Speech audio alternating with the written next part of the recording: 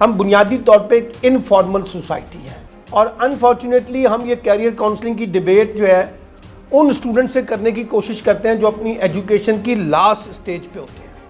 Actually ये तो starting होनी चाहिए स्कूल पॉइंट से। पहली थ्योरी ये है कि मुझे अपने कैरियर का अपनी मर्जी से इंतखाब करना है। कैरियर पाथ में 4 चीज़ें ज़रूरी हैं। नंबर 1 नॉलेज बेस्ड, दूसरा स्किल बेस्ड। अब आपके पास नॉलेज है, कंप्यूटर चलाना नहीं आता, लिखना नहीं आता, अच्छा बोलना नहीं आता, अच्छा मॉनिटर करना नहीं आता चीज़ों को। एंटरप्रेन्योर बेस्ड, खुद से जनरेट करना नॉलेज को, फाइनेंस को। आप कितने ज़्यादा रिस्पॉन्सिबिलिटी को ओन करते हैं। एरिया ऑफ स्पेशलाइजेशन ये है कि जिस सब्जेक्ट में आपने डिग्री ली है उस सब्जेक्ट के अंदर कौन से 2-3 चीज़ें हैं जिसमें आप स्पेशलाइज्ड हैं। तो जब तक आप अपने आप को एरिया ऑफ स्पेशलाइजेशन में नहीं लेके जाएंगे, अपने सब्जेक्ट के अंदर रहते हुए, आपको कोई लिफ्ट नहीं कराएगा। ये मेरी बात लिख लें। तो आप अपने आप को डिस्प्ले करते हैं। जब तक आप बोलेंगे नहीं, मुझे क्या पता चलेगा आप में कितनी सलाहियत है। यहाँ पे तो नहीं लिखा हुआ, इस डिग्री को पकड़ के तो मुझे नहीं समझ आएगी। जब आप इनिशिएट करते हैं तो एक्सप्लोर करते हैं ऑप्शंस को। Option 1, option 2, option 3, option 4, option 5, ये 5 स्टेप्स हैं। इनिशिएट करना, एक्सप्लोर करना, डिसीजन करना, प्रिपरेशन करना और इम्प्लीमेंटेशन। पहले एक कॉन्सेप्चुअल क्लैरिटी के कॉन्टेक्स्ट में एक बात सीख लें। पाकिस्तान और सब कॉन्टिनेंट ख़ास तौर पे ये कोई बहुत ऑर्गेनाइज्ड सोसाइटी नहीं है। ये एक बड़ी गैर रस्मी सोसाइटी है और गैर रस्मी सोसाइटी से मुराद ये होती है हम बहुत ज़्यादा अपने बारे में प्लान नहीं करते। हमने बहुत ज़्यादा अपने आप को बहुत ऑर्गेनाइज तरीके से, जिसे कहते हैं टाइम मैनेजमेंट, जो हम आपको पढ़ाने की कोशिश करते हैं, एक्चुअली हम उस तरह के लोग नहीं हैं। अब जब मैं कहता हूँ ना लोग नहीं है, तो इसका मतलब नहीं है कि 0 से लेके 100 तक कोई भी नहीं है। कुछ होंगे, लेकिन मेजॉरिटी जो है ना, हम कोई बहुत ज़्यादा टाइम मैनेजमेंट, प्लानिंग मैनेजमेंट और अपने आप को बड़े ऑर्गेनाइज तरीके से एक साइकिल मैनेजमेंट के अंदर लाने वाले लोग नहीं हैं। हम बुनियादी तौर पे एक इनफॉर्मल सोसाइटी है और एक्सीडेंटल तरीके से आगे बढ़ते हैं। एक्सीडेंटल तरीका ये होता है कि जैसे हालात और वाक़यात हमें आगे लेके चलेंगे, हम आगे चलते जाएंगे। ठीक है, यानी आपसे पूछें कि आपने जिन शोबों में इस वक्त आप पढ़ रहे हैं, आप में से बेशतर लोगों की ख्वाहिश ही नहीं होगी ये शोबे में पढ़ने की। ठीक है ना, आप बस आ गए हैं, किसी ने धक्का दे दिया है, कहीं दाखिला नहीं मिल रहा था तो यहाँ दाखिला मिल गया है, कोई दोस्त आ रहा था उस दोस्त के साथ हो गए, किसी पेरेंट्स ने आपको कहा आप उनके साथ जुड़ गए। यानी एक एक्सीडेंटल तरीके से हमारी आमद हुई है। हम इकट्ठे 7-7, 8-8 डिपार्टमेंट में कागज़ जमा कराते हैं, फिर जहाँ नाम आ जाता है 1-2 जगह में फिर लॉटरी निकाल लेते हैं कि कहाँ जाना है और या कौन सी दोस्त या हमारा जो है ना वो किधर जा रहा है, तो उसके साथ अपने आप को हम सफ़र बना लेते हैं। कोई बहुत ज़्यादा ऑर्गेनाइज तरीके से चीज़ों को देखने के आदी नहीं है। ये लफ्ज़ आपने अपनी लाइफ में बहुत सुना होगा, कैरियर काउंसलिंग, बहुत ज़्यादा। और ये जो कैरियर काउंसलिंग है, कैरियर काउंसलिंग जो है आजकल बहुत ज़्यादा इसके ऊपर बात की जाती है दुनिया में। बहुत फोकस किया जाता है जी, आपको अपने कैरियर के बारे में फोकस्ड होना चाहिए।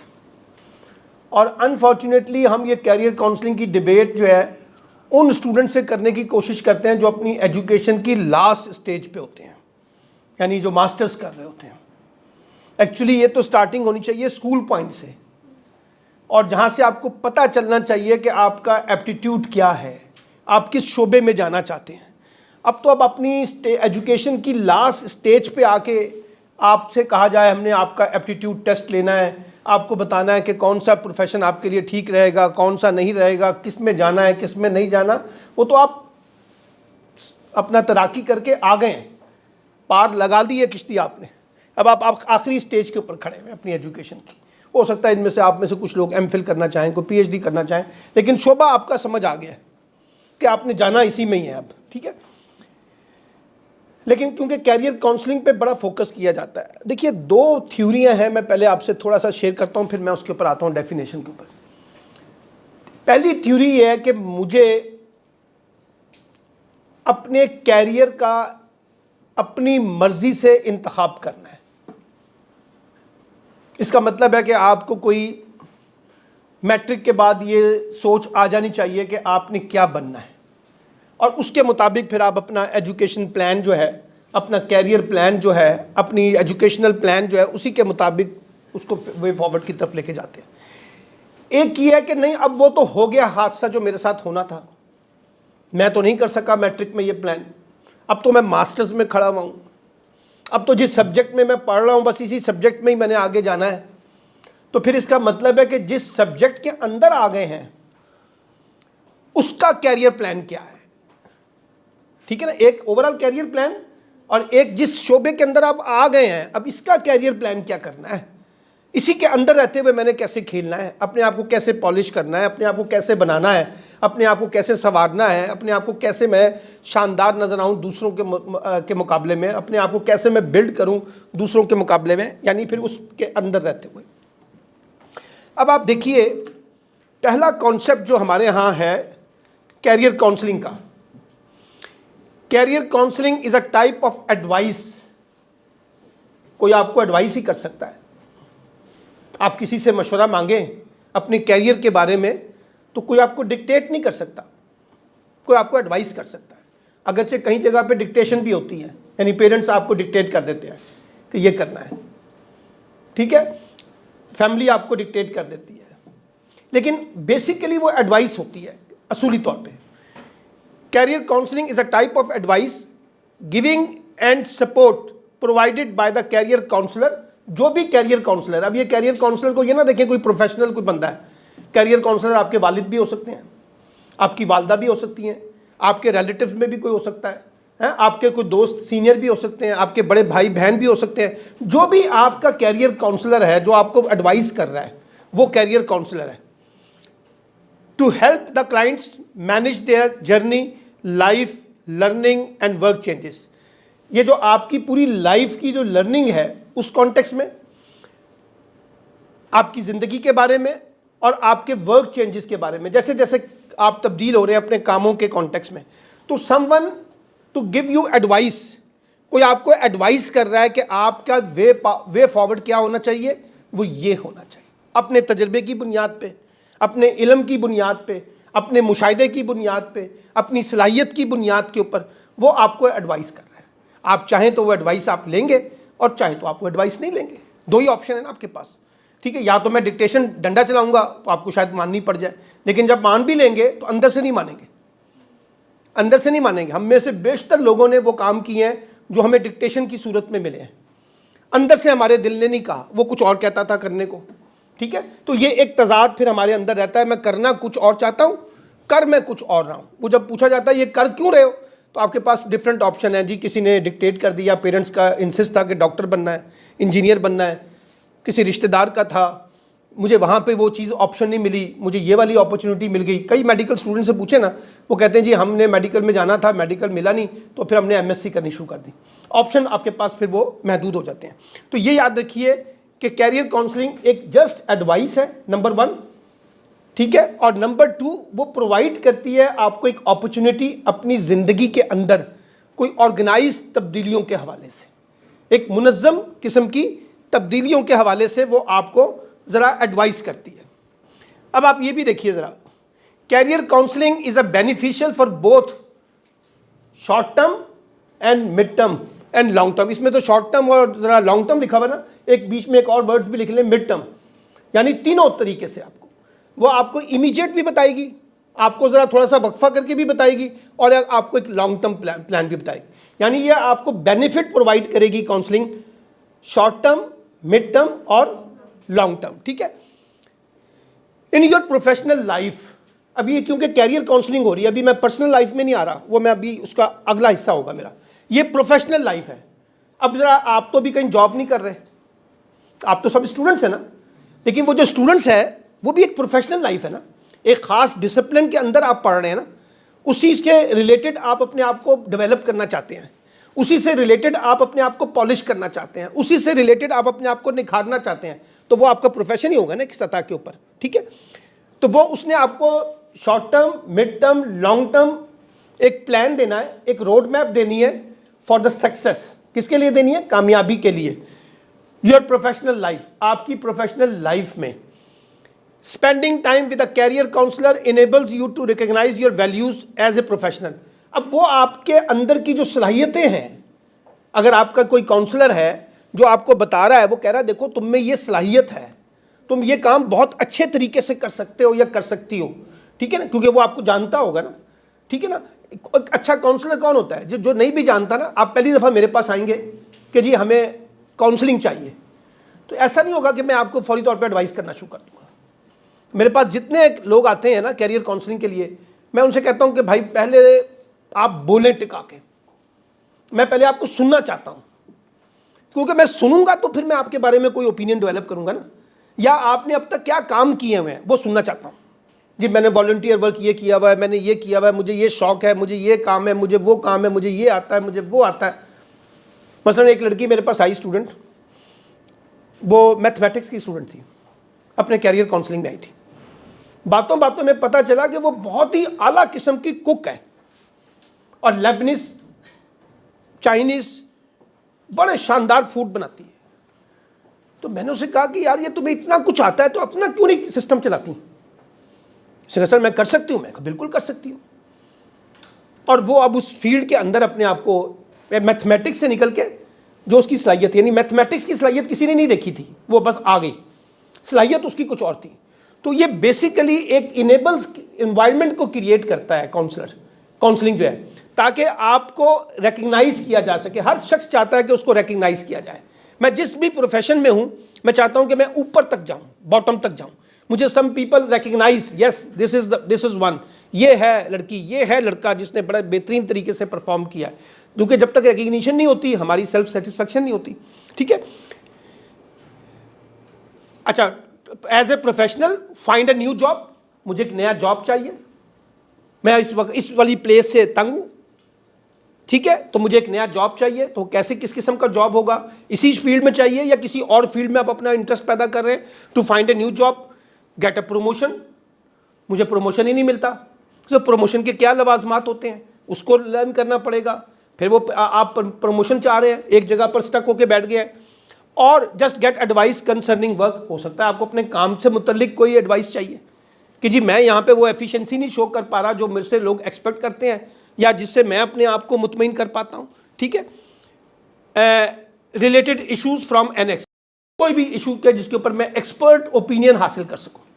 अब आप देखिए काउंसलिंग क्या कह रही है। काउंसलिंग कह रही है कि जनाब हम mid term, short term, long term success plan, एक इनेबलिंग इन्वायरमेंट, आपकी सक्सेस के कॉन्टेक्स्ट में, आपकी प्रोफेशनल लाइफ के कॉन्टेक्स्ट में, आपकी जॉब की फाइंडिंग के कॉन्टेक्स्ट में, आपको जॉब सस्टेन करने के हवाले से, आपके वर्क के कंसर्न के कॉन्टेक्स्ट में, आपकी प्रमोशन के कॉन्टेक्स्ट में, जो भी रिलेटेड कॉन्टेक्स्ट है उसमें मुझे काउंसलिंग चाहिए। I need a counsellor. अब काउंसलर होता है जो आपको फैसिलिटेट करे, जो आपको सपोर्ट करे psychologically, morally, politically, educationally, administratively, economically, functional में जहां भी आपको सपोर्ट चाहिए। मिसाल के तौर पे आप कहते हैं मुझे एक ऐसे काउंसलर की ज़रूरत है जो मुझे बताए मेरी अर्निंग कैसे बढ़ेगी, तो एक फाइनेंशियल एक्सपर्ट से आके आपको बताएगा ना कि कैसे आपको बताएंगे। आप कहेंगे मैं बहुत हूँ लेकिन मुझे कुछ साइकोलॉजिकल इश्यूज़ हैं, तो कोई साइकोलॉजिकल काउंसलर, कोई एजुकेशनल, हर शोबे से रिलेटेड, हेल्थ से रिलेटेड है तो हेल्थ का डॉक्टर आएगा। तो जिस शोबे से रिलेटेड चीज़ें हैं वो आपको, इसलिए आमतौर पे याद रखिएगा, उस दिन भी शाह साहब ने एक बात की थी कि हमें एक मेंटोर की ज़रूरत होती है, और मैंने भी आपको कहा था कि आपको एक मेंटोर चाहिए। अब हमारा प्रॉब्लम क्या है, हम अपना मेंटोर ढूंढते हैं अपनी उम्र के लोगों के अंदर। हम क्लास फेलोज हैं ना, कुलीग्स हैं, हम अपनी उम्र के लोगों के साथ मेंटोरशिप ढूंढ रहे हैं। उनकी लाइफ, आपकी लाइफ, आपकी एज, उनकी एज, आपका एक्सपीरियंस, उनका एक्सपीरियंस, उनकी एजुकेशन, आपकी एजुकेशन मिली जुली होगी, बहुत एक्स्ट्रा ऑर्डिनरी नहीं होगा उसमें। लेकिन जो आपसे ज़रा बड़ा होगा एज में, एजुकेशन में, एक्सपोजर में, एक्सपीरियंस में, नॉलेज में, हाँ, और स्किल्स में, वो आपको ज़्यादा बेहतर तरीके से एडवाइस करेगा ना। तो हम उनसे तो दोस्तियाँ करते नहीं हैं, हम उनके साथ, अब हम काउंसलर लेना चाहते हैं प्रोफेशनल तरीके से, यानी किसी को हायर करना चाहते हैं कि मैं आपके पास सर्विसेज लेने आया हूँ, मुझे बताइए मुझे क्या करना है। आपके इर्द गिर्द बहुत से लोग हैं, आपके टीचिंग फैकल्टी में देखें 10 टीचर हैं, उनमें से एक टीचर, 2 टीचर ऐसे हैं जिनको आप अपना मेंटोर बना सकते हैं। आपके पेरेंट्स में से, माँ या बाप में से कोई एक ऐसा है भाइयों बहनों में से कोई एक ऐसा है, रिश्तेदारों में कोई एक ऐसा है, दोस्तों में कोई एक ऐसा है, वो आपको फाइंड करना पड़ेगा। तो ये ज़रूरी नहीं कि कोई एक प्रोफेशनल कॉन्टेक्स्ट में, आप इसको गैर रस्मी तौर पे भी देखें तो आपके सामने बेशुमार मेंटोर हैं जिनके साथ हम इस्तेफादा हासिल करके अपने आप को आगे बढ़ा सकते हैं। यहाँ तक तो बात समझ आ गई ना? जहाँ कोई सवाल हो ना तो आप फौरी तौर पे मुझसे सवाल कर लीजिएगा, ठीक है? इंतज़ार ना कीजिएगा। ये देखिए 4 चीज़ें हैं। अच्छा, ये स्लाइड्स आपको मिल जाएंगी, इसलिए राइटिंग करने की ज़रूरत नहीं है, अपने तवज्जो ना दें, बस मेरी तरफ देखें। ये स्लाइड्स मेरे बाद आपके पास ही हैं, ठीक है? कोई ऐसा मसला नहीं।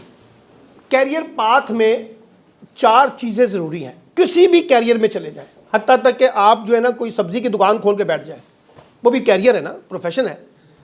कोई भी चीज़ कर रहे हैं, 4 चीज़ें बहुत इंपॉर्टेंट है। Number 1, knowledge based. कितनी इंफॉर्मेशन है आपके पास और कितना नॉलेज है आपके पास। इंफॉर्मेशन में और नॉलेज में फ़र्क है, पता है आपको? इंफॉर्मेशन ये है कि जो मैंने आपको फर्स्ट हैंड इंफॉर्मेशन शेयर किया है, चाहे आपने पढ़ी है, चाहे आपने देखी है, चाहे आपको किसी ने बताई है। मिसाल के तौर पे, मैं कल कराची जाऊंगा, ये क्या है? अब मैं चाहता हूं कि इसको नॉलेज में ट्रांसलेट करें। कैसे करेंगे? क्या होगा उसका जुमला मुकम्मल करें। मैं कल कराची जाऊंगा, ये इंफॉर्मेशन है, अब इसको नॉलेज में ट्रांसलेट कर दें। शाबाश। कैसे जाऊंगा, कब जाऊंगा, कितने दिन ठहरूंगा, क्या किन से मुलाकात होगी, एजेंडा मेरा क्या है, यानी उसका पोस्टमार्टम, उस इंफॉर्मेशन का पोस्टमार्टम, यानी वो जो आपने किसी ने लफ्ज़ इस्तेमाल किया ना, इन डेप्थ, हाँ, डिटेलिंग, उस इंफॉर्मेशन को डिटेल में देखना। इमरान खान को गोली लगी है, इंफॉर्मेशन, कैसे लगी है, किसने मारी है, क्या मुहरिकात बने, क्या फैक्टर्स थे, क्या पकड़े गए, कौन गया, वो क्या है? नॉलेज। जैसे FIR है, फर्स्ट इन्वेस्टिगेशन रिपोर्ट, उसको जाके मैं थॉरली जाके देखूँ। आप अखबार की हेडलाइन सुनते हैं और फिर खबरों की डिटेल में जाते हैं, तो खबर की जो हेडलाइन है वो क्या है? इंफॉर्मेशन। डिटेल क्या है? नॉलेज। ये याद रखिएगा, अगर आप इंफॉर्मेशन के ऊपर खड़े हुए हैं तो you are not perfect, you are not perfect. जब आप नॉलेज पे जाएंगे तो यू आर परफेक्ट। अब आपको इन डेप्थ पता है चीज़ों के बारे में, आप डिटेल बात कर सकते हैं यहाँ पे स्टेज पे आके, ठीक है? वरना आप वो इन्फॉर्मेशन मुझसे शेयर करेंगे, जब मैं कहूँगा इसकी डिटेल बताएं तो आपको नहीं पता होगा। तो आपने अपने आप को, पहली स्किल जो है ना, पाथ, कैरियर पाथ, ज़्यादा से ज़्यादा अपने ख़ास प्रोफेशन के अंदर जिसमें आप जाना चाहते हैं उसके बारे में आपको नॉलेज होना चाहिए। अब ये नॉलेज सिर्फ किताब तक का नहीं होना चाहिए, जो हमने टेक्स्ट बुक पढ़ी होती है ना, किताबें इम्तिहान पास करने के लिए, वो नहीं है। वो प्रैक्टिकल दुनिया से बिल्कुल डिफरेंट दुनिया है। किताब तो बिल्कुल एक और दुनिया में लेके जाती है, प्रैक्टिकल लाइफ बिल्कुल डिफरेंट है। आपको बाहर का नॉलेज भी होना चाहिए। आप अखबार पढ़ते हो, आप खबरें देखते हो, आप डिफरेंट रिपोर्टें देखते हो, आप डिफरेंट एक्सपोजर देखते हैं, आप फलां चीज़ों को देखते हैं, तो outside campus, outside book knowledge जो है ना, वो कितना है आपका? जब हम कहते हैं ना इसका मुशाहिदा बहुत है, इसका एक्सपोजर बहुत है, तो वो कहाँ से आता है? उसने चीज़ों को बाहर निकल के सीखा होता है। हम कहते हैं ये बड़ा आवारा गर्द है, वो आवारा गर्दी के अंदर ही बहुत कुछ सीख जाता है, ठीक है? तो हमें आवारा गर्द भी बनना है। आवारा गर्दी से मुराद ये नेगेटिव वर्ड नहीं है। आवारा गर्दी से मुराद ये कि आप बाहर निकल के खुद चीज़ों को एक्सप्लोर करते हैं, खुद चीज़ों को टटोलते हैं। तो आपका जितना ज़्यादा नॉलेज होगा ना, आप उतने ज़्यादा ऑथेंटिक तरीके से बिहेव करेंगे। और जितनी लेस नॉलेज होगा ना आपका, तो आपकी पैर भी कांपेंगे, ठीक है? आपकी ज़बान भी वो गड़बड़ाएगी, आप बात करते हुए भी हिचकिचाएंगे, सवाल करते हुए भी हिचकिचाएंगे, आपको बुलाया जाएगा स्टेज पे तो आप अवॉइड करने की कोशिश करेंगे क्योंकि लेस ऑफ नॉलेज। तो नॉलेज आपके अपने हाथ में है, किसी के हाथ में नहीं। ये टीचर ने नहीं देना, टीचर देगा तो बेनिफिट है, नहीं देता तो आपने खुद लेना है, खुद तलाश करना है। ये आजकल डिजिटल दुनिया है, हर चीज़ का नॉलेज आपके पास मौजूद है, ठीक है ना? मैंने कल यहाँ पे आज प्रेजेंटेशन देनी थी, कल रात मैंने ये प्रेजेंटेशन तैयार की है। और किस तरह से तैयार की है? मुझे चीज़ें निकालनी पड़ी हैं, तलाश करनी पड़ी हैं, तलाश करके मैं आपके लिए कोई चीज़ लेके आया, ठीक है? तो ये याद रखिएगा कि पहला कौन सा है? Knowledge based. आप कितने ज़्यादा इंफॉर्मेटिव और कितने नॉलेजेबल हैं, पहला। दूसरा स्किल बेस्ड। अब आपके पास नॉलेज है, कंप्यूटर चलाना नहीं आता, लिखना नहीं आता, अच्छा बोलना नहीं आता, कम्युनिकेशन नहीं आती, अच्छी प्रेजेंटेशन करनी नहीं आती, अच्छा एनालिसिस करना नहीं आता, अच्छा मॉनिटर करना नहीं आता चीज़ों को, ठीक है? गाड़ी चलानी नहीं आती, कैमरा चलाना नहीं आता, ये जैसे मुझे अब ये नहीं आ रहा, ठीक है ना? तो ये मेरी स्किल की कमी का मसला है ना। इसलिए मुझे एक सपोर्ट चाहिए, मैं इनसे मांग रहा हूँ, इनसे कह रहा हूँ कि भी मुझे ज़रा सपोर्ट कर दीजिएगा, ठीक है। तो जितनी ज़्यादा आज आपके प्रोफेशन में स्किल रिक्वायरमेंट है, अगर आपके पास नहीं है तो आप मार खाएंगे। मसलन कंप्यूटर के बगैर अब कोई ज़िंदगी नहीं है।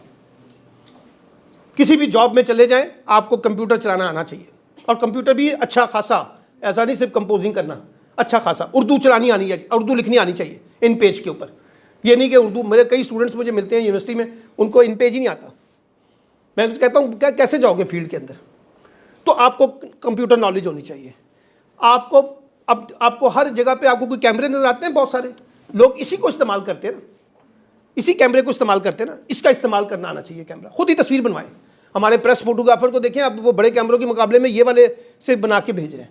तो कैमरा चलाना सीखें, अंग्रेजी लिखना सीखें, अंग्रेजी से उर्दू में ट्रांसलेशन करना सीखें, ठीक है ना, लेआउट डिज़ाइनिंग करना सीखें, प्रेजेंटेशन बनाना सीखें। अगर ये आपको नहीं आ रही तो आज आप मार्केट के लिए ज़्यादा वर्केबल नहीं है, मार्केट आपको लिफ्ट नहीं कराएगी ज़्यादा। मैं आपको छोटी सी मिसाल बताता हूँ अपने बारे में। कल ये मैंने प्रेजेंटेशन तैयार की, मैंने अपने एक दोस्त को फ़ोन किया कि यार मुझे एक प्रेजेंटेशन तैयार करनी है। उसने कहा मैं शाम को आती हूँ, वो नहीं आई, उसकी कोई फैमिली मसला आ गया। मैंने कल ये सारा जाके उसके ऊपर प्रेजेंटेशन तैयार की, लेकिन मुझे लेआउट करना नहीं आता था, उसकी फॉर्मेटिंग करनी नहीं आती थी, ठीक है। फिर मुझे सुबह किसी को कहना पड़ा कि यार ये मैं आपको भिजवा रहा हूँ व्हाट्सअप, मैंने कर दी है सारी प्रेजेंटेशन, इसकी फॉर्मेटिंग कर दें। उन्होंने मुझे फॉर्मेटिंग कर दी। इट्स माई फॉल्ट ना, मुझे फॉर्मेटिंग सीखनी होगी। कब तक मैं डिपेंडेंट रहूँगा लोगों के? और जब आप किसी प्रोफेशन में जाके कहते हैं ना जी मैं डिपेंडेंट हूँ, तो बॉस हाथ खड़ा कर देता है। वो कहते हैं यार ये डिपेंडेंट तो नहीं चाहिए हमें, हमें तो इंडिपेंडेंट लोग चाहिए, खुद से वो चीज़ों को कर सकें। तो ठीक है ना। तो ये देखिए दूसरा है स्किल बेस्ड। उस प्रोफेशन से रिलेटेड कौन सी स्किल्स हैं जो आपकी रिक्वायरमेंट में आती हैं, और वो आप देखें, सिर्फ गूगल कर दें कि मैं इस प्रोफेशन में जाना चाहता हूँ, इसकी क्या स्किल रिक्वायरमेंट है, आपके सामने एक लिस्ट आ जाएगी कि ये बुनियादी स्किल्स हैं जो आपके पास होनी चाहिए।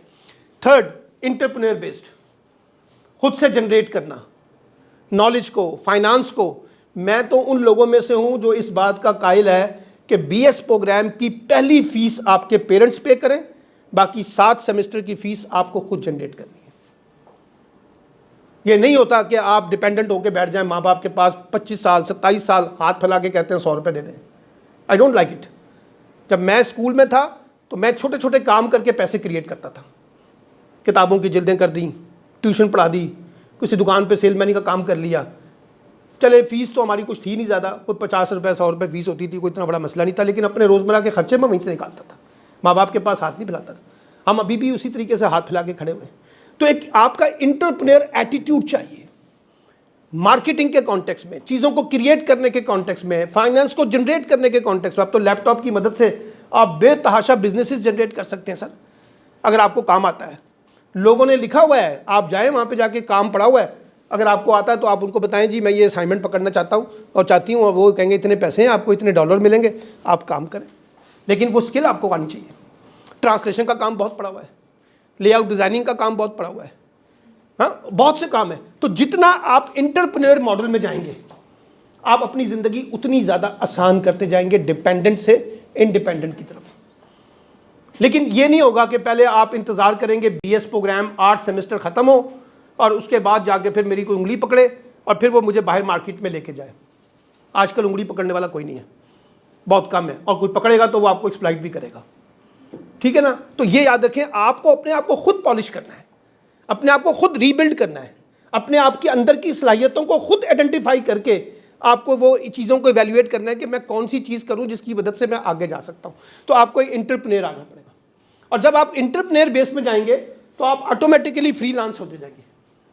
आप कहेंगे जनाब मैं तो ये काम कर सकता हूँ, ट्यूशन भी पढ़ा सकता हूँ, फलाना दुकान पे भी शॉप कर सकता हूँ, ये मल्टीमीडिया पे बैठ के असाइनमेंट भी तैयार कर देता हूँ, मैं फलाना भी कर देता हूँ। अब देखिए ना ऑनलाइन शॉपिंग कितनी चल रही है। मेरी एक दोस्त है, ज़ीरो इन्वेस्टमेंट के ऊपर इस वक्त वो सर ऑनलाइन बिजनेस कर रही है, ज़ीरो इन्वेस्टमेंट पे। मैं उससे पूछता हूँ तुम करती क्या हो? उसने कहा मैंने एक जगह से कपड़ों के बेशुमार जो सूट्स के डिज़ाइन होते हैं ना, वो मैंने ले लिए हैं, ठीक है, उनसे मेरा माहिदा हो गया है, और मैंने वो ला के अपनी ऑनलाइन शॉप में डाल दिए हैं। जो मुझे क्लिक करता है कि जी मुझे ये सूट चाहिए, इस नाप का चाहिए, वही मैं आगे रेफ़र कर देता हूँ, ये कर देती हूँ, और वही मुझे आगे आके उनको वहाँ पे ट्रांसफ़र होता है। मेरी इन्वेस्टमेंट कोई नहीं है, मुझे प्रॉफिट मिल जाता है ऑटोमेटिक। वो मैंने वहाँ से 5,000 का सूट खरीदा है, मैंने 1500 को दिया, 500 मुझे मिल रहे हैं। मेरी इन्वेस्टमेंट नहीं है, मेरे पास पैसे नहीं है, दिमाग है। उस दिमाग की बेसिस पे without investment I can start my own business. लोगों ने किया। लोग अपने ऑनलाइन, मेरा भी भांजा जो है वो इंजीनियरिंग से फारिग हुआ है, उसके बाद उसने MBA अभी कर रहा है साथ, और साथ साथ जो है वो उसने अपना ये जो ट्रैक सूट्स होते हैं इसका ऑनलाइन बिजनेस स्टार्ट किया हुआ है, अच्छे खासे पैसे कमा रहा है। वो उसको मैं जॉब की तरफ लाना चाहता हूँ, वो कहता है जॉब तो मैं करूँगा ही नहीं, वो कहता है मैं तो बिजनेस करूँगा, इसमें तो ज़्यादा पैसे हैं, फ्रीडम है, अपनी मर्जी है, जब मर्जी उठूँ जब मर्जी बैठूँ, और सूट में निकाल रहा हूँ। तो इसका मतलब है कि आप फ्रीलांस हो सकते हैं। फ्रीलांस होने की सिर्फ 2-3 शक्लें हैं। एक, आपके पास टाइम है, नंबर 2 आपके पास स्किल है, नंबर 3 आपको मार्केटिंग एक्सेस के बारे में पता हो कि कैसे मैंने मार्केट को एक्सेस करना है ऑनलाइन, और चौथा नंबर पे आप किस तरीके से चीज़ों के बारे में ज़्यादा से ज़्यादा ट्रेंड्स जो है ना उसको वर्कआउट करते हैं कि ट्रेंड्स क्या है। मिसाल के तौर पे ट्रांसलेशन है ना, एक ट्रांसलेशन का तरीकाकार होता है वर्ड बाय वर्ड, वो मार्केट में वर्केबल नहीं है। आपने एक पैरा पढ़ा, उस पैरे को पढ़ के अपने लफ्ज़ों में आसान अंदाज में उसको बयान कर दिया, वो रीडेबल होगा, क्योंकि अंग्रेज़ी का नामुल बदल उर्दू जो है उसका डिफरेंट स्टाइल है। आप वर्ड बाय वर्ड करेंगे हमें समझ नहीं आएगी, ठीक है ना। तो ये जो मार्केटिंग ट्रेंड्स होते हैं वो आपको देखने हैं, फैशन किस किस्म के जा रहे हैं, बिजनेस किस किस्म का जा रहा है, लोग किस किस्म की चीज़ों पे रुझान रखते हैं, लोग किस तरह से चीज़। अब देखिए घरों में बैठ के औरतें खाना पका रही हैं और ऑनलाइन सर वो सप्लाई कर रही हैं घर के अंदर बैठे हुए। ये जो आपके पास आ गई क्या नाम है, फूड पांडा नहीं छोड़िए, जो गाड़ियाँ हैं अपना, हाँ उबर्स, ख़वातीन भी आपको नज़र आ रही हैं। मैंने एक खातून का उस वक्त उबर करवाई, तो मैं अपने घर में, तो मैंने कहीं जाना था रेलवे स्टेशन, मैं ट्रेन पकड़नी थी, तो एक खातून आके मेरे घर के बाहर खड़ी हो गई। मैं बड़ा हैरान हुआ, मैंने कहा मैंने तो उबर मंगवाई थी, तो पता चला कि ये खातून ही उबर पे आई हैं। बातचीत चलते चलते जब स्टेशन तक मैं पहुंच रहा था तो मैंने उनसे पूछा, उसने कहा मैंने बच्चों को स्कूल ड्रॉप किया, और स्कूल ड्रॉप करने के बाद मेरे पास 4-5 घंटे होते हैं, उसमें से मैं 1000 रुपये, 1500, 2000 रुपये जनरेट कर लेती हूँ।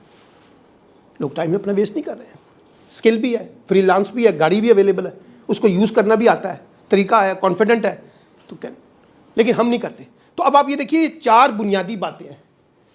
Number 1 knowledge based, number 2 skill based, तीसरा एंटरप्रेन्योर एटीट्यूड, ये generate own money, own resources, dependent नहीं होना, चौथा फ्रीलांस काम तलाश करना। आप मेरे पास आएंगे ना कि मुझे काम चाहिए, तो मैं आपको काम दूंगा ना, क्योंकि मुझे काम चाहिए।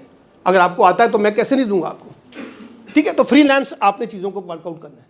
आप लिखे ना गूगल पे जाके, I am a freelancer, I need a work on that site, एकदम लिस्ट आ जाएगी, देखें अभी जाके चेक कर लें। अच्छा, अब आप ये देखिए ज़रा, एक कैरेक्टरिस्टिक्स क्या है प्रोफेशनल। अब आप सब चाहते हैं, ख्वाहिश आपकी है कि आप प्रोफेशनली साउंड हों, ये आपकी ख्वाहिश है ना, कि जिस भी शोबे में जाएं उसमें परफेक्ट हो, निजी ज़िंदगी हो, प्रोफेशनल लाइफ हो, खेल हो, कूद हो, नौकरी हो, बिजनेस हो, छोटा मोटा जो भी है, उसमें मैं एक प्रोफेशनसी चाहता हूँ, एक परफेक्शन चाहता हूँ अपने आप को। जितना ज़्यादा मैं परफेक्ट होऊंगा उतना ज़्यादा मेरी मार्केट जो है, डिमांड जो है वो रीजनरेट होगी, ठीक है। नंबर 1, आप कितने ज़्यादा रिस्पॉन्सिबिलिटी को ओन करते हैं। काम आपने मुझसे 4 दिन का लिया हुआ है, आज 12 दिन हो गए, काम मुझे सप्लाई वापस आ ही नहीं रही, ठीक है। तो आप किस तरह से एंटरप्रेन्योर्स मॉडल के अंदर जाएंगे अगर आप रिस्पॉन्सिबिलिटी के साथ बिहेव नहीं करेंगे। एक आध दफ़ा तो मैं एरर मान लूँगा, अगर आपकी एटीट्यूड ये बन जाए, रेपिटेशन होने छोड़ जाए, तो फिर मैं अगली दफ़ा आपको काम नहीं दूंगा, ठीक है ना। तो रिस्पॉन्सिबिलिटी कितनी है, कितना आप सेल्फ रिस्पॉन्सिबिलिटी के तौर पे कहते हैं कि यार मैंने ये जिम्मेदारी लेनी है, मैंने पैसे जनरेट करने हैं, मैंने अपने लिए रिसोर्सेज जनरेट करने हैं, मैंने अपने आप को रीबिल्ड करना है, मैंने अपना नॉलेज बढ़ाना है, मैंने अपनी स्किल बढ़ानी है, मैंने अपने आप को एंटरप्रेन्योर एटीट्यूड में लेके जाना है। अगर आप ये रिस्पॉन्सिबिलिटी लेंगे तो आप उन चीज़ों में जा सकते हैं, लेकिन अगर आपने ये रिस्पॉन्सिबिलिटी खुद से नहीं लेनी तो आप नहीं कर सकते। और जब आपने रिस्पॉन्सिबिलिटी ले ली है तो उसको परफॉर्म करना है। अगर आप सही तरीके से परफॉर्म नहीं करेंगे तो लोग आपके बारे में एक और अपना ओपिनियन रखेंगे, आप रखेंगे करेंगे तो लोग आपके बारे में एक और राय बनाएंगे। परफेक्ट, इसी को काम देना है, इसी से काम लेना है, ये बड़ा ज़बरदस्त है, बड़ा अच्छा है, ऑन टाइम है, जिस दिन टाइम में लेट हो जाए तो इंटीमेट करता है या करती है, हाँ, ये सब चीज़ें, तो वो आपकी रिस्पॉन्सिबिलिटी को बिहेव करता है, ठीक है, शो करता है। अकाउंटेबिलिटी, कितनी आप अपने ऊपर सेल्फ अकाउंटेबिलिटी लागू करते हैं। क्यों नहीं कर पा रहा मैं काम, क्यों नहीं मैं रीजनरेट कर पा रहा, फॉल्ट लाइन कहाँ पर है। फॉल्ट लाइन मेरी अपनी है ना जी, अगर मेरे से दूसरे की भी है तो मैं उसको भी अकाउंटेबल करूँगा, लेकिन मैं पहले अपने आप को अकाउंटेबल करूँगा। सेल्फ अकाउंटेबिलिटी की तरफ जाना पड़ेगा। जब आप सेल्फ अकाउंटेबल होंगे तो आप अपनी चीज़ों को ऑर्गेनाइज भी कर सकेंगे, आप अपनी चीज़ों को प्रॉपरली मैनेज भी कर सकेंगे, आप अपनी चीज़ों को ट्रांसपेरेंट भी कर सकेंगे, आप अपनी चीज़ों के अंदर एफिशिएंसी भी क्रिएट कर सकेंगे। लेकिन अगर आप अकाउंटेबल ही नहीं है, मादर पितर आज़ाद है, कोई किसी को पूछने वाला नहीं है, कोई पूछ ले तो आपको गुस्सा आ जाता है, इसने पूछा क्यों है मुझसे, ये कौन होता है पूछने वाला कि जो मुझे जॉब क्यों नहीं मिल रही, ये कौन होता है पूछने वाला तुम काम क्यों नहीं करते, मेरी मर्जी है मैं करूँ या ना करूँ। और हमारे यहाँ जो सबसे ज़्यादा लेजीनेस हुई है ना, वो सरकारी जॉब ने की है। जिसको सरकारी नौकरी मिल जाए वो कहता है ता क़यामत नहीं छुटनी, जो तो तक 60 साल नहीं हो जाएगा, काम करूँ या ना करूँ कोई पूछने वाला नहीं है, ठीक है ना। तो ये जो अपने ऊपर हमने कंफर्ट्स बनाए हुए हैं, उससे निकलने के लिए आपको अपने आप को किस में लाना पड़ेगा, अकाउंटेबिलिटी के मॉडल में, ठीक है। क्यों नहीं कर पा रहा मैं, इसको एवेल्युएट करें ना, क्यों नहीं मैं पैसे जनरेट कर पा रहा, मैं क्यों बार बार जॉब छोड़ रहा हूँ, क्यों मुझे बार बार जॉब से निकाला जा रहा है, कहीं कोई फॉल्ट लाइन मेरी भी है ना। सब मालिकों को गुस्सा ना निकालें, मालिक को तो जहाँ इंटरेस्ट नजर आएगा वो आपको छोड़ेगा ही नहीं। आपका एटीट्यूड गलत भी होगा ना तब भी वो आपको रोकेगा, भाई रुको, आपको मैं 10 रुपये बढ़ा देता हूँ, मत जाओ, क्योंकि उसकी ज़रूरत बन गए आप, ठीक है। तो अकाउंटेबिलिटी की तरफ आए। फिर आप बेस्ड ऑन स्पेशलाइज्ड, अब देखिए ये दौर स्पेशलाइजेशन का दौर है। जिस भी शोबे में चले जाएं, कंप्यूटर की दुनिया में जाएं आखिर तक, बिजनेस में जाना जाएं आखिर तक, रीडिंग नॉलेज में जाना चाहते हैं तो आखिर तक जाएं। जो बंदे की स्पेशलाइजेशन कोई नहीं ना, मुझे जो सबसे बड़ा गिला है ना अपने स्टूडेंट्स के साथ, 16 साल लगाने के बाद उनसे पूछा जाए कि आपका एरिया ऑफ स्पेशलाइजेशन क्या है, वो कहते हैं जी मैंने एमएससी की हुई है केमिस्ट्री में, मिसाल के तौर पे मैंने एमएस किया हुआ है मैथ्स कॉम में, मैंने इकोनॉमिक्स में किया। मैं कहता हूँ भाई आपका एरिया ऑफ स्पेशलाइजेशन क्या है, उनको पता नहीं चलता एरिया ऑफ स्पेशलाइजेशन क्या चीज़ होती है। एरिया ऑफ स्पेशलाइजेशन ये है कि जिस सब्जेक्ट में आपने डिग्री ली है उस सब्जेक्ट के अंदर कौन से 2-3 चीज़ें हैं जिसमें आप स्पेशलाइज्ड हैं। मसलन मैथ्स कॉम की डिग्री है, हाँ, आप कहते हैं जी मैं ट्रांसलेटर बहुत शानदार हूँ, आप कहते हैं जी मैं लेआउट डिज़ाइनिंग बहुत अच्छी करता हूँ, मैं टाइटलिंग बहुत अच्छी करता हूँ, मैं एंकर बहुत अच्छा हूँ, मैं न्यूज़कास्टर के तौर पे बहुत अच्छा हूँ, मैं रिसर्च बहुत अच्छी कर लेता हूँ, तो आपका एरिया ऑफ स्पेशलाइजेशन आएगा ना सर। तो जब तक आप अपने आप को एरिया ऑफ स्पेशलाइजेशन में नहीं लेके जाएंगे, अपने सब्जेक्ट के अंदर रहते हुए, आपको कोई लिफ्ट नहीं कराएगा। ये मेरी बात लिख लें। महज आपके नंबर के ऊपर, जो दिन शाह साहब बात कर रहे थे कि महज नंबर पे आपको रिकग्निशन नहीं मिलेगी, आपको रिकग्निशन मिलेगी तो किस पे मिलेगी, आपकी स्पेशलाइजेशन के ऊपर। आप अच्छी गाड़ी चलाते हैं सर, इतनी अच्छी गाड़ी चलाते हैं, मुझे दूसरा ड्राइवर नहीं दरकार। मैं 15 साल में फील्ड में रहा हूँ, मुझे लाहौर से बाहर निकल के रेगुलर बेसिस पे जाना होता था। मैं अपनी बॉस को कहता था कि मुझे ड्राइवर सिर्फ वही चाहिए। 2 ड्राइवर मेरे पास रहे, एक शबीर नाम का बंदा था और एक और। मैं कहता था ये बंदा मुझे यही चाहिए, वो कहते थे नहीं देखो इस दफ़ा ये अवेलेबल नहीं है। मैं कहती मैं अगली दफ़ा जाऊँगा फील्ड। मेरा ट्रस्ट उसके ऊपर बहुत ज़्यादा है। गाड़ी बहुत अच्छे साफ़ सुथरी रखता था, चलाता था, ख्याल करता था। तो इसका मतलब है कि वो स्पेशलाइज्ड है ना। गाड़ी तो हर लोग चला लेते हैं, ठीक है। गाड़ी के बारे में कहा जाता है गाड़ी चलाना इतनी आसान मुश्किल काम नहीं है, गाड़ी की मेंटेनेंस सबसे बड़ी मुश्किल काम है। अगर रास्ते में ख़राब हो जाए तो क्या वो जानता है थोड़ी बहुत नॉलेज, हाँ, अगर नहीं जानता तो फिर वो ड्राइवर किस काम का है। तो आपका स्पेशलाइजेशन चाहिए। अब आपने तय करना है अपने मेंटोर के ज़रिए, अपने काउंसलर्स के ज़रिए, अपने आप के ज़रिए, अपने पेरेंट्स के ज़रिए, अपने टीचर के ज़रिए कि आपकी एरिया ऑफ स्पेशलाइजेशन क्या बनती है। और ये ज़रूरी नहीं सिर्फ एक बनेगी, आप 2 से 3 चीज़ें पकड़ सकते हैं। 12 टॉपिक्स हैं, 12 में से 2 से 3 चीज़ों पे आप स्पेशलाइजेशन करें। मल्टीपल तरीक़ों से स्पेशलाइजेशन करें कि इसके पास ये भी आता है, ये भी आता है, ये भी आता है। जैसे हम डिपार्टमेंटल स्टोर में जाते हैं ना, अब आजकल हम एक ऐसी दुकान में जाते हैं जहाँ सब चीज़ें मिल जाएँ, सारी चीज़ें उसी दुकान से मिले ना, ये करते हैं ना डिपार्टमेंटल स्टोर में। तो अपने आप को स्पेशलाइज्ड करें। जब तक आप स्पेशलाइजेशन में नहीं जाएंगे, मैं आपको लिख के देने के लिए तैयार हूँ, आपकी मार्केट जो है ना रीबिल्ड नहीं होगी, ठीक है। आगे आ जाएं। इंस्टीट्यूशनल प्रिपरेशन, किस इदारे में जाना चाहते हैं। मिसाल के तौर पे आपने प्लान किया नस्ट में पढ़ने का, आपने प्लान किया लम्स में पढ़ने का, उसके मुताबिक अपने आप को रीबिल्ड करना पड़ेगा ना। उनके टेस्ट देखने पड़ेंगे, उनकी सिस्टम, उनकी वेबसाइट जाके देखेंगे, उनके नॉलेज देखेंगे, उनका फला देखेंगे, करिकुलम देखेंगे। आप किसी जॉब में जाना चाहते हैं डेस्कॉन में, आप उसको तब जाके देखेंगे। तो जिस भी इंस्टीट्यूशन में जाना चाहते हैं, मीडिया इंस्टीट्यूशन में, इंजीनियरिंग इंस्टीट्यूशन में, मेडिकल इंस्टीट्यूशन में, बिजनेस इंस्टीट्यूशन में, स्पोर्ट्स इंस्टीट्यूशन में, एनवायरमेंटल इंस्टीट्यूशन में, जिस भी इंस्टीट्यूशन में, रिलीजियस इंस्टीट्यूशन में, तो आप उसके बारे में क्या करेंगे, उसके बारे में अपना नॉलेज बढ़ाएंगे। जितना नॉलेज आपके पास उस इंस्टीट्यूशन के बारे में होगा, आप आगे जाएंगे। मिसाल के तौर पे मैं आपको छोटी सी मिसाल बताता हूँ। मैं जब इंटरव्यूज़ करता हूँ तो हमारे पास कुछ बच्चे आते हैं, बच्चियाँ इंटरव्यू देने के लिए। मैं उनसे कहता हूँ आप मेरी ऑर्गेनाइजेशन के बारे में क्या जानते हैं। वो कहते हैं सर पहली दफ़ा ही अभी आए हैं तो अभी तो कुछ ज़्यादा नहीं पता और ज़्यादा नॉलेज नहीं है। आपको किसने रोका था कि आप हमारी वेबसाइट पे जाके आने से पहले ना देखें उन चीज़ों को? किसने रोका आपको? आप जाइए हमारी वेबसाइट पे देखिए। तो जब मैंने आपसे सवाल किया, आप कहिए सर मैंने जितना पढ़ा है आपकी साइट्स के, आपकी ऑर्गेनाइजेशन ये करती है। मैं कहूँगा देखो ये कितना टैलेंटेड है लड़का लड़की, इसने पहले से वर्किंग की हुई है। आपसे कहा गया कि हम आपको MER में लाना चाहते हैं, मॉनिटरिंग एवेल्यूशन में। आपने वो पढ़ा ही नहीं है, जॉब क्राइटेरिया, ताकि आप उसकी तैयारी करके आते हैं MER की पोस्टों पे क्या क्या चीज़ होती है।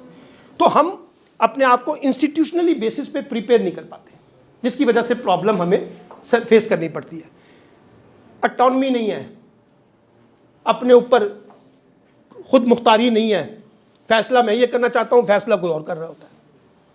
आपके पास ये पावर ही नहीं है डिसीजन करने की, पावर करने की, अपने आप को मानने की, अपने आप को ओन करने की ऑटोनॉमी नहीं है। तो फिर आप जब आपके पास ऑटोनॉमी नहीं है तो फिर आप कैसे आगे जाएंगे? फिर आपके फैसले तो कोई और ही करेगा ना। इसी तरीके से आप क्लाइंट एंड कस्टमर के दरमियान फर्क नहीं पड़ता। ये तो बिजनेस टर्मिनोलॉजी है, इसको छोड़ दें। क्लाइंट एंड कस्टमर यानी मैं और मेरा बॉस, मेरा प्रोफेशन जिसके साथ मैं काम कर रहा हूँ वो है, मैं हूँ और मेरा बॉस है, ठीक है। मैं हूँ और मेरा बिजनेस एंटरप्रेन्योर मॉडल है जिसके साथ मैं बिजनेस करना चाहता हूँ। तो आपके दरमियान किस तरीके से आप चीज़ों को डील करते हैं। वर्किंग रिलेशनशिप, आप बहुत अच्छे हैं, आपको बहुत काम आता है, बहुत नॉलेजेबल है, बट अनफॉर्चुनेटली एज टीम ना यू कांट वर्क। आप टीम के साथ काम नहीं कर सकते। आपको इंडिविजुअली जितना मर्जी काम करवा लें, आप भागम भाग करते हैं। 2 लोगों के साथ, 3 लोगों के साथ बिठा दिया तो आपके कॉन्फ्लिक्ट हो जाते हैं। तो आपकी रिलेशनशिप सही तरीके से नहीं है। आपको पता नहीं है कि किस तरह से हमने ह्यूमन को डेवलप करना है, ह्यूमन रिलेशनशिप को कैसे रीबिल्ड करते हैं, कैसे सॉफ्टली डील करते हैं, चीज़ों को डील करने का तरीका हमें नहीं आता। कॉन्फ्लिक्ट को कैसे डील करते हैं वो हमें तरीका नहीं आता। एथिकल कॉन्स्टेंट्स हैं, वो हमारे मॉरल सवालात आ जाते हैं, एथिकल सवालात आ जाते हैं। उनके बारे में हमारी कोई नॉलेज हाउ या तो बहुत रिवायती है, बहुत फरसूदा है, बहुत पुरानी है, पुरानी बहुत बोसीदा है, या माशाल्लाह इतना लिबरल हो गए हैं, इतना आगे चले गए हैं, एडवांसमेंट आ गई है को मेरे से और आपका क्लैश हो रहा है। ऑर्गेनाइजेशन जब आपको रखती है ना सर, वो सिर्फ आपके प्रोफेशन को नहीं देखती, वो आपके एटीट्यूड को भी देखती है, वो आपके बिहेवियर को भी देखती है, वो आपके ड्रेसेस को भी देखती है, वो आपकी लैंग्वेज को भी देखती है, आपके आदाब को भी देखती है, आपके बनाव सिंगार को भी देखती है। आप मेरे पास आ गए हैं, दाढ़ी आपकी बढ़ी हुई है, शेप आपने बढ़ाई हुई है, और मेरे पास आ गए जी मैं प्रोफेशनली आपको इंटरव्यू देने आया हूँ, मुझे तो नहीं लगेगा कि आप परफेक्ट हैं। टी-शर्ट पहन के आ गए हैं टाइट सी, मुझे तो नहीं लगता कि आप प्रोफेशनली साउंड हैं। तो आपको अपने आप को उसके उस एथिकल के कॉन्टेक्स्ट में रीबिल्ड करना है। जो प्रोफेशनल स्किल्स होती हैं उनके अंदर रहते हुए आपको अपने आप को रीबिल्ड करना पड़ेगा। फिर आप देखिए, ये भी एक थोड़ा सा देखें, a career counsellor purpose is help to you make inform decision to develop your career. यानी उसने आपका कैरियर बिल्ड करने में आपको सपोर्ट करनी है कैरियर काउंसलिंग है। इससे ज़्यादा उसका कोई रोल नहीं है। उसने आपकी पर्सनैलिटी को से ज़्यादा कैरियर के ऊपर फोकस करना है, ये ध्यान में रखिएगा। उसने आपको डिसीजन करने में मदद देनी है कि देखिए अगर आपसे हेजिटेशन हो रही है तो मैं आपको बताता हूँ कि ये 3-4 ऑप्शंस हैं, इसके अंदर रहते हुए आप अपना फैसला कर लें। ये भी हो सकता है, ये भी हो सकता है, ये ऑप्शन है, ये ऑप्शन है, इसके मुताबिक चलें जो आपको खुश रख सके, टू मेक यू हैप्पी, ताकि आपकी सेटिस्फैक्शन का जो पहलू है ना वो इंश्योर हो सके। Whether that is investigating a new career, चाहे वो एक नया कैरियर क्यों ना हो, आप इस कैरियर से छोड़ के दूसरे कैरियर में जाना चाहते हैं, लोग जाते हैं, एक प्रोफेशन को छोड़ के दूसरे प्रोफेशन में जाते हैं, एक सब्जेक्ट को छोड़ के दूसरे सब्जेक्ट में चले जाते हैं, ठीक है। और helping as your your job search and each, जिस किस्म की भी जॉब की तलाश में, जिस किस्म के कैरियर के कॉन्टेक्स्ट में, जिस किस्म की सर्चिंग में, जिस किस्म की एक प्रोफेशन से दूसरे प्रोफेशन में जाने में जितनी भी गाइडेंस आपको चाहिए ना सर, अगर आपने एक्सीडेंटल जाना है, एक्सीडेंटल का सफ़र आप कर चुके हैं, वो आपका एजुकेशन का सफ़र था जिसमें आप बड़ी प्लानिंग के साथ एंटर नहीं हुए। अब आपके पास मार्जिन कम है। अगर आप अब अपने आप को कैरियर पाथ को नहीं सही तरीके से समझेंगे ना तो आपका स्पेस मार्जिन जो है वो क्या हो जाएगा, कम हो जाएगा, ठीक है। तो ये आप देखिए कि आपको इस तरीके से अपने आप को रिबिल्ड करना है। फिर आप ये देखिए, career education provides them with the skills, जो मैंने आपको बता दिया है, नॉलेज ये भी मैंने आपको बता दिया है, एंड इंकरेजमेंट, आपके अंदर एक energy, motivation, satisfaction, enjoyment, happiness create करती है, जो आपको लगता है कि मैं उस कैरियर पाथ के ऊपर आगे जा सकूंगा, हाँ आगे जा सकूंगा। देखिए ना, मिसाल के तौर पे ये है आपका कैरियर पाथ। आप खड़े हुए कहां पर, यहां पर, ठीक है जी, यहां से आप स्टार्टिंग पॉइंट है, जाना कहां है, वहां पर। अब बीच में आपके पास या तो ये पाथ है, रास्ता है, या कॉन्स्टेंट्स हैं, या चैलेंजेस हैं, ठीक है जी। रास्ता ये है, लेकिन रास्ता दुश्वार है? वो है ना, इन्हीं रास्तों पे चलकर अगर आ सको तो आओ, मेरे घर के रास्ते में कोई कहकशां नहीं है। कोई पाथ ऐसा नहीं है कि स्मूथ तरीके से आपको आना है, इम्बैलेंसेस है। आप अभी आप देखिए ना, आप जिस जगह पे खड़े बैठे हुए हैं, आप स्कॉलरशिप प्रोग्राम के अंदर आए हुए हैं। आज से 10-15 साल के बाद आपकी पोजीशन शायद डिफरेंट होगी, आप देने वाले होंगे, हाँ, आपके पास कैरियर पाथ होगा, आपके पास अच्छी जॉब्स होंगी, आपका अच्छा फ्यूचर होगा। क्यों आपने उस पाथ को, इस ऑब्स्टेकल को आपने कवर किया है और उस पाथ पे पहुंच गए, ठीक है। अब ये भाग के नहीं जा सकते आप। जैसे हम दूसरी क्लास का इम्तिहान पास करके 7वीं क्लास का इम्तिहान नहीं दे सकते, जाना तीसरी में ही होगा, चौथी में ही होगा। तो एक वेव रास्ता है, उसी कैरियर पाथ को अपनाते हुए आपने आगे की तरफ जाना है, ये डेस्टिनेशन है। अगर मेरी नज़र जो है क्लियर है, no doubt, no fear, no hesitation about my destination, तो सर मैं रास्ता ले लूँगा। वो लोग कहते हैं कि लोगों को निकाल दें मैदान के अंदर, ये रास्ता खुद बनाएंगे। अगर गलती से मैं यहाँ से डी ट्रैक हो गया, फिर मैंने वापस गलती से सीख के फिर वापस इस ट्रैक के ऊपर आना है। उंगली पकड़ के ना चलाएं मुझे, उंगली पकड़ के चलाएंगे तो मेरा लेवल ऑफ कॉन्फिडेंस शेक होगा। मुझे ये उंगली छोड़ दें। अब एक खातून जो है ना, वो डॉक्टर के पास गई, साइकोलॉजिस्ट के पास, उसने कहा कि मेरा बच्चा जो है ये मुझे बड़ा तंग करता है। उसने पूछा क्या तंग करता है? उसने कहा ये बार बार आग की तरफ लेके जाता है अपनी उंगलियों को। उसने कहा एक दफ़ा इसको आग की तरफ ले जाओ, इसको लगने दो आग, इसको पता चले। जब तक इसको पता नहीं चलेगा ना आग खतरनाक चीज़ है, उस वक्त तक ये बाज नहीं आएगा। तो गलतियां करें, हम इंसान गलतियों के लिए पैदा हुए हैं, हमसे गलतियां होंगी। मिस्टेक पे कभी नहीं घबराना चाहिए। घबराना किस पे चाहिए? रेपिटेशन के ऊपर। रिपीट ना हो गलतियां वो बार बार। अगर गलती बार बार रिपीट हो रही है तो इसका मतलब समथिंग इज रॉन्ग। अगर गलती एक दफ़ा होगी और आपने उसकी इस्लाह कर ली है तो आगे जा सकते हैं। तो अपना कैरियर पाथ जो है उसको डिफाइन करें, चाहे वो नौकरी है, चाहे वो जॉब है, चाहे वो बिजनेस है, जो भी है, अपना पाथ करिए। आपका कैरियर डेस्टिनेशन ठीक होना चाहिए। जब ये क्लियर है तो सारे रूट्स जो है ना उसकी तरफ जाएंगे, सारे रूट्स उसकी तरफ जाएंगे। जैसे मिसाल के तौर पे हमने यहाँ से लिबर्टी जाना है, डेस्टिनेशन क्लियर है, कहाँ जाना है? लिबर्टी। रूट्स कौन से हैं? 7। यहाँ से सीधा निकले फिरोजपुर रोड, इधर से निकल जाएं, ये जो नई सड़क बनी है करीम पार्क वाली सड़क जो है, एक करीम ब्लॉक वाली सड़क, नई सड़क जो बनी है, उधर से निकल जाएं, वहाँ से फिर इधर टर्न हो जाएं, फिर पहुँच जाएंगे। इधर से जाएं, इधर से जाके कैंपस की तरफ मुड़ जाएं, उधर से भी पहुँच जाएंगे। रास्ते 7 है, डेस्टिनेशन क्लियर है, जाना लिबर्टी है। जहाँ से मर्जी जाएं पहुँचेंगे लिबर्टी। कोई रास्ता ज़रा लंबा होगा, कोई ज़रा शॉर्टकट होगा, कोई बेहतर होगा, कोई थोड़ा सा तकलीफ तो होगा। डेस्टिनेशन क्लियर है। लेकिन अगर डेस्टिनेशन क्लियर नहीं है तो आप आवारागर्दी करते हुए जहाँ मर्जी पहुँच जाए, क्या फ़र्क पड़ता है? ठीक है, तो ये याद रखिए कि आपका डेस्टिनेशन जो है ना वो क्लियर होना चाहिए। कैरियर डेस्टिनेशन जो है, अगर वो क्लियर नहीं है तो आपके लिए फिर ऑब्स्टेकल्स जो हैं वो ज़्यादा हैं।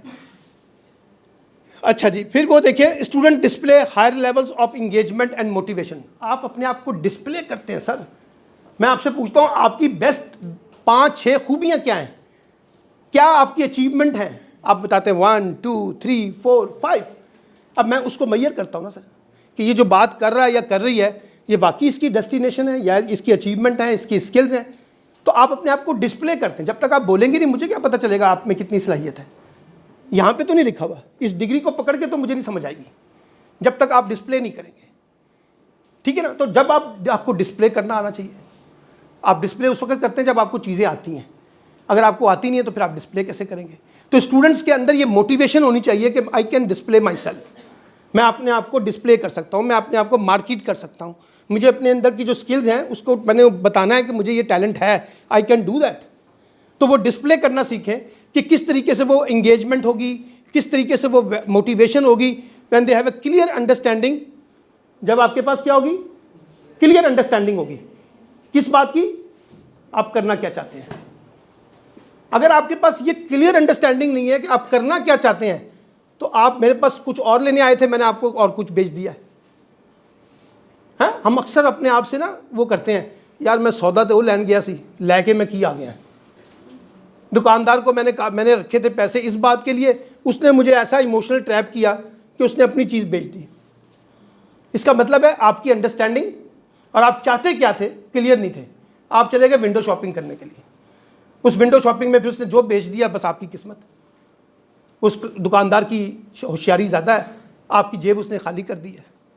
क्वालिटी की दी है नहीं दी है एक अलग बहस है, ठीक है ना। तो ये जहन में रखिएगा कि कैसे हम अपने आप को मोटिवेट करें, कैसे हम अपने आप को डिस्प्ले करें, कैसे हम अपने आप को जो है वो इनकरेज करें अपने आप को। बाज़ औक़ात देखिए हमारा प्रॉब्लम क्या है, हम बहुत ज़्यादा ना पैसिव लोग हैं, मातम बहुत करते हैं, दुख का इज़हार बहुत करते हैं, मुकेश को बहुत सुनते हैं, लता को बहुत सुनते हैं, पुराने गाने सुन के अपने अंदर की यादों को ताज़ा करते हैं।